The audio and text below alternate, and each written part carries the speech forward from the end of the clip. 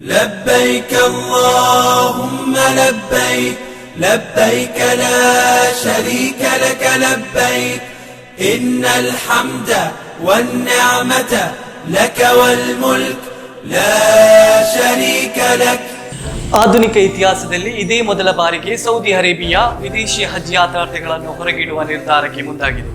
ಇದರಿಂದ ಭಾರತ ಸೇರಿದಂತೆ ವಿಶ್ವದಾದ್ಯಂತವಿರುವ ಮುಸ್ಲಿಂ ಹಜ್ ಯಾತ್ರಾರ್ಥಿಗಳಿಗೆ ಭಾರಿ ನಿರಾಸೆಯಾಗಿದೆ.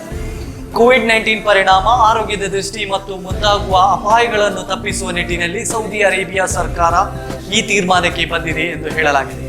ಹಾಗಿದ್ರೆ ಈ ಬಾರಿಯ ಹಜ್ ಯಾತ್ರೆ ಹೇಗಿರುತ್ತೆ, ಯಾರೆಲ್ಲ ಈ ಬಾರಿಯ ಹಜ್ ಯಾತ್ರೆ ಕೈಗೊಂಡಿದ್ದಾರೆ, ಈ ಕುರಿತ ಸಂಪೂರ್ಣ ಮಾಹಿತಿ ಇಲ್ಲಿದೆ ನೋಡಿ.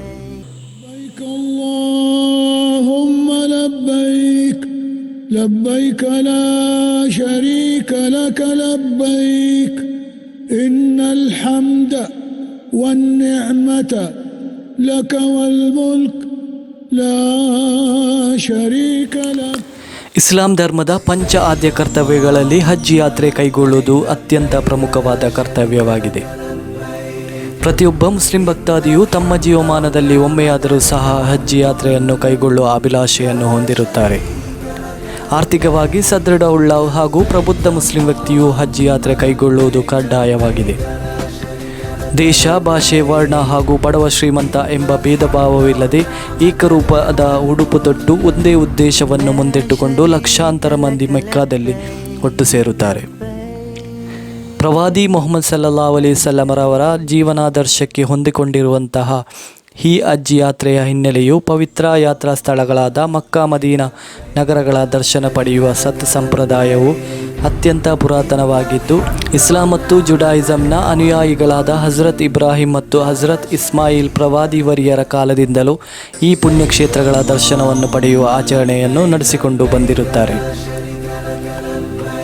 ವಿಶ್ವದಾದ್ಯಂತ ಕೊರೋನಾ ಸೋಂಕು ಹರಡುವ ಭೀತಿ ಹಿನ್ನೆಲೆ ಹಜ್ ಯಾತ್ರೆಯ ಸಿದ್ಧತೆಗಳು ಸೌದಿ ಸರ್ಕಾರಕ್ಕೆ ತುಂಬ ಸವಾಲಾಗಿತ್ತು. ಈಗಾಗಲೇ ಸೌದಿ ಅರೇಬಿಯಾ ಸರ್ಕಾರ ವಿದೇಶಿ ಯಾತ್ರಿಕರ ಭೇಟಿಗೆ ನಿರ್ಬಂಧ ಹೇರಿ ಸದ್ಯ ಅಲ್ಲಿರುವ 160 ರಾಷ್ಟ್ರಗಳ ಸುಮಾರು 1000 ಮುಸ್ಲಿಮರಿಗಷ್ಟೇ ಹಜ್ ಯಾತ್ರೆಯಲ್ಲಿ ಪಾಲ್ಗೊಳ್ಳಲು ಅವಕಾಶ ಕಲ್ಪಿಸಿದೆ. ಇದರಲ್ಲಿ 300 ಮಂದಿ ಮಾತ್ರ ಸೌದಿ ಪ್ರಜೆಗಳಾಗಿದ್ದಾರೆ.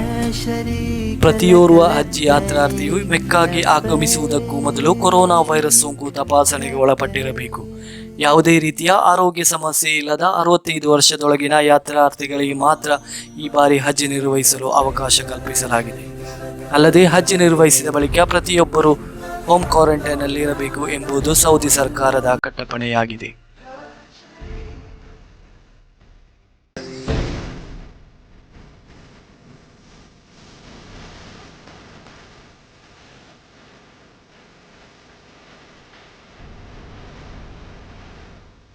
ಕಾಬಾದ ಪ್ರದೇಶದ ಸುತ್ತಮುತ್ತ ಕೂಡ ಸ್ಯಾನಿಟೈಸ್ ಮಾಡಲಾಗಿದ್ದು, ಇಡೀ ಕಾಬಾದ ಪ್ರದೇಶಗಳಲ್ಲಿ ಭಾರಿ ಭದ್ರತೆ ಕಲ್ಪಿಸಲಾಗಿದೆ. ಯಾತ್ರಾರ್ಥಿಗಳಿಗೆ ಯಾವುದೇ ಸ್ಥಳ ಮುಟ್ಟದಂತೆ ಸೂಚನೆ ನೀಡಲಾಗಿದ್ದು, ಯಾತ್ರಾರ್ಥಿಗಳಿಗೆ ಮಾಸ್ಕ್ ಧರಿಸುವುದು ಹಾಗೂ ಸಾಮಾಜಿಕ ಅಂತರ ಕಾಪಾಡುವುದು ಕಡ್ಡಾಯವಾಗಿದೆ. ಸಂಚಾರಿ ಕ್ಲಿನಿಕ್ಗಳು ಹಾಗೂ ಆಂಬ್ಯುಲೆನ್ಸ್ಗಳು ಕೂಡ ಸನ್ನದ್ಧ ಸ್ಥಿತಿಯಲ್ಲಿರಿಸಲಾಗಿದೆ. ಅಲ್ಲದೆ ಮೆಕ್ಕಾ ಎಂಬ ಪುಣ್ಯನಗರದ ಸ್ವಚ್ಛತೆ ಕಾಪಾಡುವ ನಿಟ್ಟಿನಲ್ಲಿ 13,500 ಕೆಲಸಗಾರರನ್ನು ನಿಯೋಜಿಸಲಾಗಿದೆ.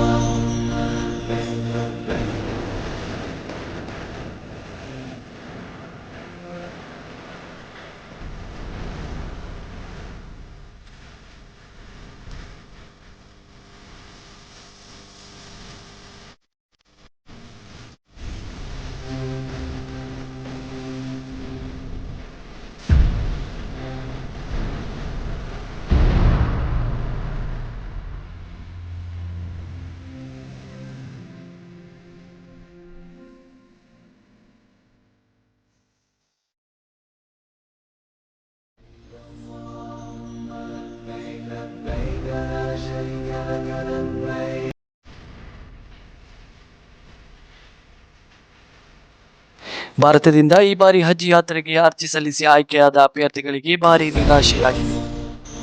1932ರಿಂದ 2019ರವರೆಗೆ ಭಾರತದಿಂದ ಹಲವಾರು ಮಂದಿ ಯಾವುದೇ ಅಡೆತಡೆ ಇಲ್ಲದೆ ಹಜ್ ಕಾರ್ಯವನ್ನು ನಿರ್ವಹಿಸಿ ಹಿಂತಿರುಗುತ್ತಿದ್ದರು.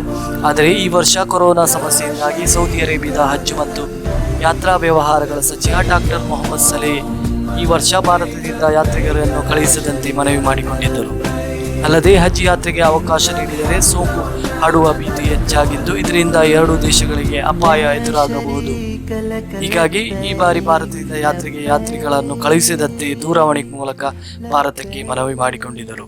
ಅದರಂತೆ ಸೌದಿಯ ಮನವಿಯನ್ನು ಗಂಭೀರವಾಗಿ ಪರಿಗಣಿಸಿದ ಕೇಂದ್ರ ಸರ್ಕಾರ ಭಾರತದಿಂದ ಹಜ್ ಯಾತ್ರೆ ರದ್ದು ಮಾಡಿ ಹಜ್ ಯಾತ್ರಾರ್ಥಿಗಳ ಅರ್ಜಿ ಹಣವನ್ನು ಯಾವುದೇ ಕಡಿತವಿಲ್ಲದೆ ನೇರ ವರ್ಗಾವಣೆ ಮೂಲಕ ಹಿಂತಿರುಗಿಸುವ ಪ್ರಕ್ರಿಯೆ ಕೂಡ ನಡೆಯುತ್ತಿದೆ. ಭಾರತದಲ್ಲಿ ಈ ಬಾರಿ ಸುಮಾರು 2.13 ಲಕ್ಷ ಅರ್ಜಿಗಳು ಹಜ್ ಯಾತ್ರೆಗೆ ಸ್ವೀಕೃತಗೊಂಡಿತು.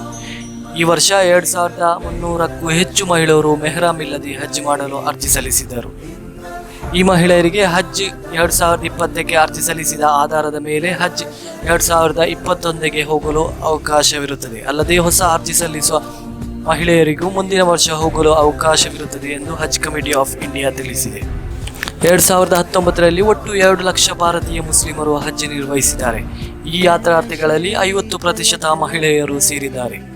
2018ರ ಮೆಹ್ರಾಮ್ ಇಲ್ಲದೆ ಮುಸ್ಲಿಂ ಮಹಿಳೆಯರು ಹಜ್ ಮಾಡಬಹುದು ಎಂದು ಸರ್ಕಾರ ಖಚಿತಪಡಿಸಿದ ನಂತರ ಒಟ್ಟು 3040 ಮಹಿಳೆಯರು ಹಜ್ ಯಾತ್ರೆ ಕೈಗೊಂಡಿದ್ದರು. ಕಳೆದ ವರ್ಷ ನಡೆದ ಹಜ್ಜಿನ 5 ದಿನಗಳ ವಿಶೇಷ ಪ್ರಾರ್ಥನೆಯ ಸಂದರ್ಭದಲ್ಲಿ ಅತಿ ಹೆಚ್ಚು ಯಾತ್ರಾರ್ಥಿಗಳು ಭಾಗಿಯಾಗಿದ್ದರು. 2019ರ ಸಾಲಿನಲ್ಲಿ ವಿಶ್ವದಾದ್ಯಂತ 7.5 ಮಿಲಿಯನ್ ಯಾತ್ರಾರ್ಥಿಗಳು ಹಜ್ ಯಾತ್ರೆಯಲ್ಲಿ ಭಾಗವಹಿಸಿದ್ದಾರೆ. ಕೋವಿಡ್-19 ಅಟ್ಟಹಾಸಕ್ಕೆ ಇಡೀ ಜಗತ್ತೇ ಬೆಚ್ಚಿಬಿದ್ದಿದೆ. ಅದರಲ್ಲೂ ಹಜ್ ಯಾತ್ರೆ ನಿರ್ವಹಿಸಲು ಕನಸುಕೊಂಡಿದ್ದ ಹಲವಾರು ಯಾತ್ರಾರ್ಥಿಗಳಿಗೆ ಆರೋಗ್ಯದ ಹಿತದೃಷ್ಟಿಯಿಂದ ಈ ಬಾರಿ ಹಜ್ ನಿರ್ವಹಿಸಲು ಸಾಧ್ಯವಾಗುತ್ತಿಲ್ಲ. ಆದಷ್ಟು ಬೇಗ ವಿಶ್ವದಾದ್ಯಂತ ಹರಡಿರುವ ಕೋವಿಡ್-19 ಎಂಬ ಮಹಾಮಾರಿ ತೊಲಗಲಿ ಎಂದು ಅಲ್ಲಾಹ್ವಿನಲ್ಲಿ ಪ್ರಾರ್ಥಿಸೋಣ. ಅಲ್ಲದೆ ಪ್ರತಿಯೊಬ್ಬ ಮುಸ್ಲಿಂ ವ್ಯಕ್ತಿಗೂ ಹಜ್ ಹಾಗೂ ಉಮ್ರಾ ನಿರ್ವಹಿಸಲು ಅವಕಾಶ ಹಾಗೂ ಭಾಗ್ಯ ಒದಗಿ ಬರಲಿ ಎಂದು ಆಶಿಸುತ್ತೇವೆ.